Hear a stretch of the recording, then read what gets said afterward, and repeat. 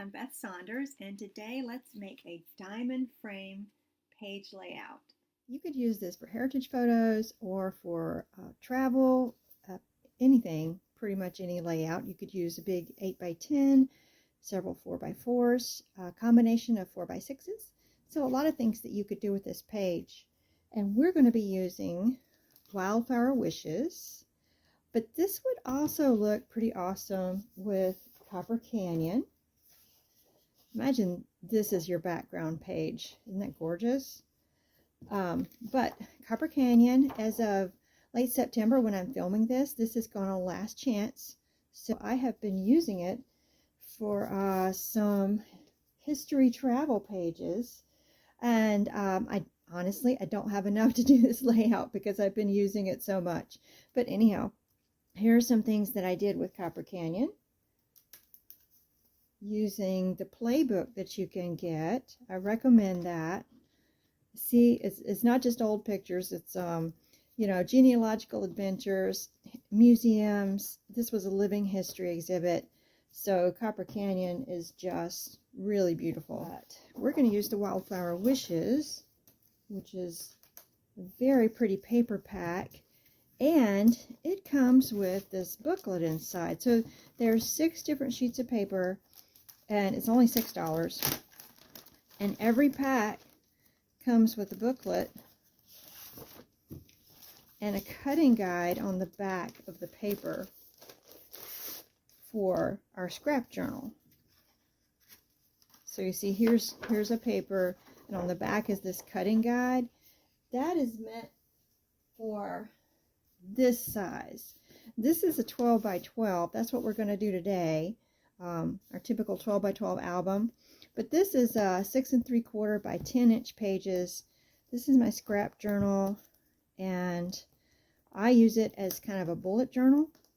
And then you can have background pages. You can just stick whatever on it. You can put tickets, little flyers, and pictures in the calendar pages. But really, this is for background pages that then you can easily stick other things on like that. But instead of using this for a scrap journal, and you don't have to use it as a journal, you could also just, there are different covers, and you could make a smaller format if you wanted to put some heritage pictures in here. But we're just going to use it as 12 by 12 paper today. Now, if you don't have this and you want to follow along, you're going to need 3 sheets of designer paper. And one of them, I recommend it be a light design because it's going to be your background. Also going to need your 12-inch trimmer, repositionable tape runner, and optionally, a small binder clip. Now, when you're cutting a small measurement like a 1/2 inch, you always want to have that on the short side of your trimmer. That way you have all of this to line up your paper. So I'm going to put it on the 1/2 inch mark here, but I'm not going to cut all the way through. I'm going to start cutting at a 1/2 inch up. And since I know that my cartridge here is 2 inches long, then I'm going to place the edge of it at 1.5 inches. That way my actual cutting will be at a 1/2 inch. Now when I get down to the end, I don't want to cut through 12 inches. I want to go to 11.5. So for my white line to be at 11.5, the end of my cartridge is going to be at 10.5. And to help me remember to stop, I'm going to place this little binder clip right here on the end so that I'll stop before I get to the end of my paper, and I can use it several times without having to put my head down here and look at the white line. So now I don't have room to put it down here really. You'd have to have a pretty tiny binder clip, but I'm just going to start at the 1/2 inch, which is 1.5 on my ruler on the edge of the cartridge here.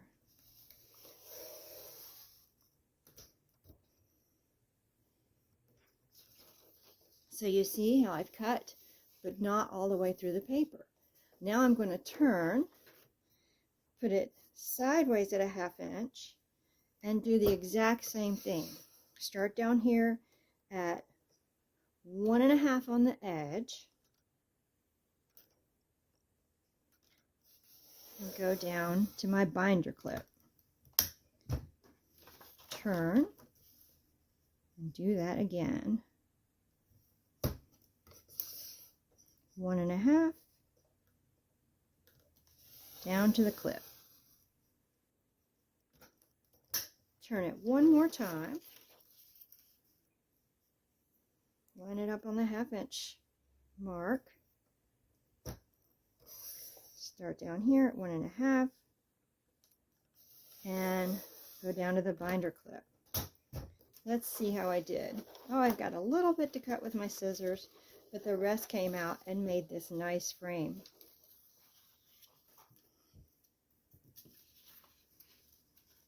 We'll just trim that a little bit. Not a problem.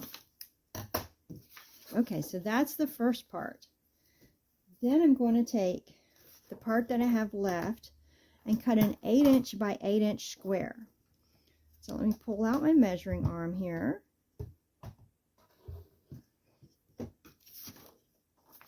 Put it on 8 inches. And I don't need my binder clip anymore. Turn the paper and cut it 8 inches again. Actually, I will need my binder clip in a minute. Okay. Because I'm going to take this square and cut it into a 2 inch thick frame. So I'm going to do kind of the same thing again. This time, I have to do it this way because this side doesn't go up to 2 inches. So I'm going to put it on the 2 inch mark.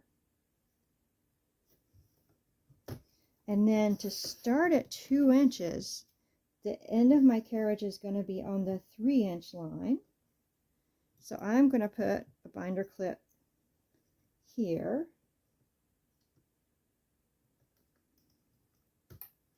And then I want to end, since this is an 8 inch square, I want to end at 6 inches so that the edge of the carriage is going to be on the 7 inch line. And it's going to cut in the middle at 6 inches. So I've got another binder clip I'm going to put here. All right. Now then, press down and cut from one clip to the other. Turn my paper, put it on the 2 inch line, and repeat.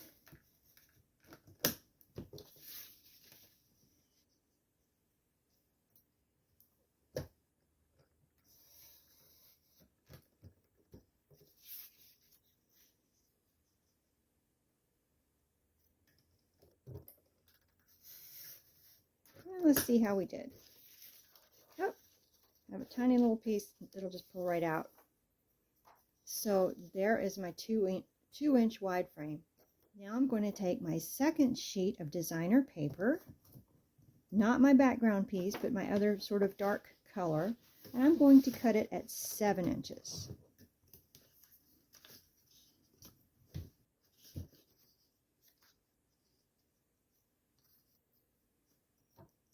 All the way through. Then I'm going to turn and cut it at 7 3/4 inches.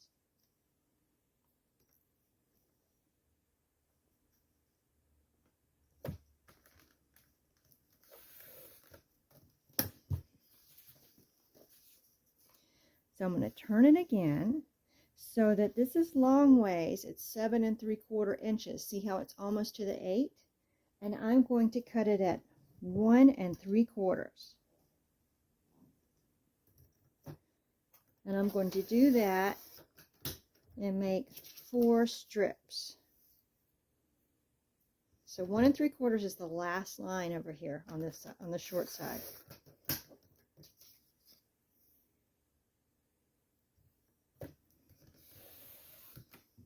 Okay. Now I have 4 1 3/4 by 7 3/4 strips. I'm going to use this 45-degree line now and cut the ends off. So I'm going to line up the point on my cutting mark. So my cutting mark is the one towards the arm. And if you're unsure, you can always use these nice little guides. They pull out from under here, and you can put it over your paper and see exactly where it's going to cut.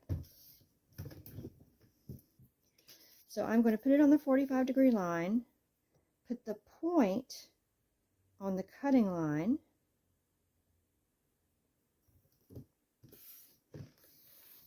cut that little corner off. Now I'm going to flip my paper and cut the other end.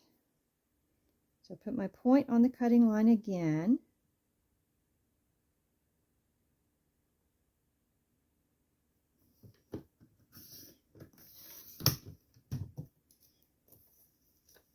You see I have a shape like this.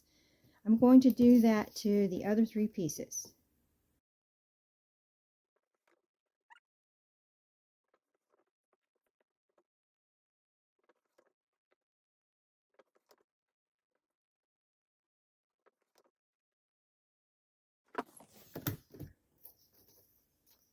Now let's assemble our page.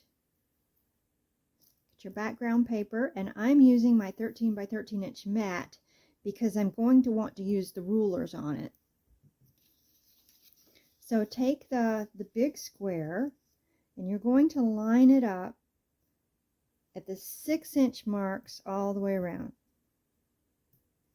So let me get my repositionable tape runner.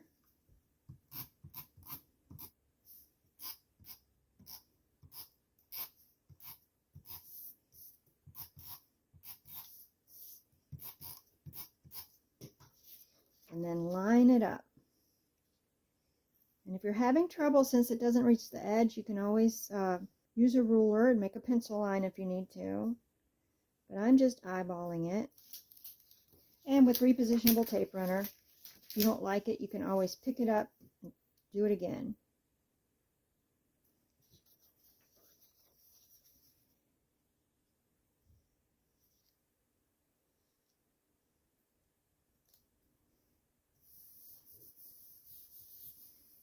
Now we're going to take our, in my case, green, these shapes that we cut out, and you're going to just line them up about 1/4 to 1/2 inch away from your square.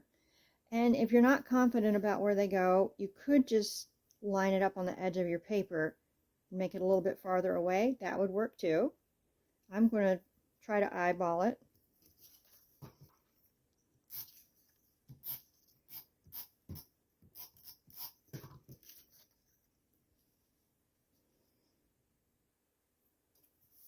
About 1/2 inch or so.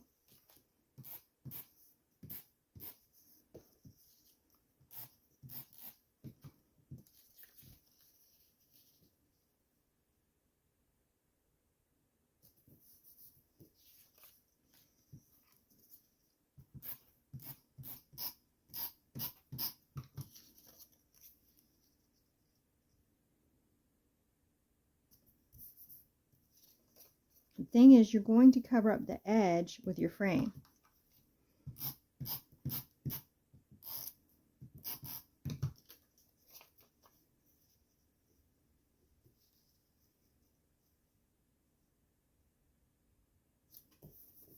Okay, now let's find our frame and put repositionable tape runner all around it.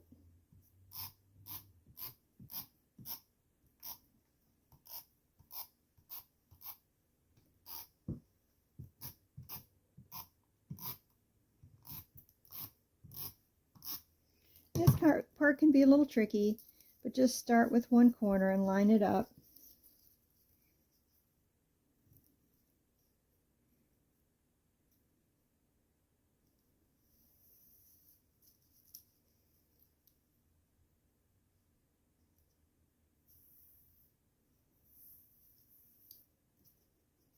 And you see how we covered those edges. And there's our diamond frame. I did end up cutting up the extra pages in scraps according to that guidebook, so I can have pages in my scrap journal ready to go, ready to put pictures on. And in case you're interested in more about the scrap journal, I am going to be teaching a class about that in November. So get on my email list. Just email me at cmbethsaunders@gmail.com, and I will let you know when that class is going to happen. And also, I hope you enjoyed this layout.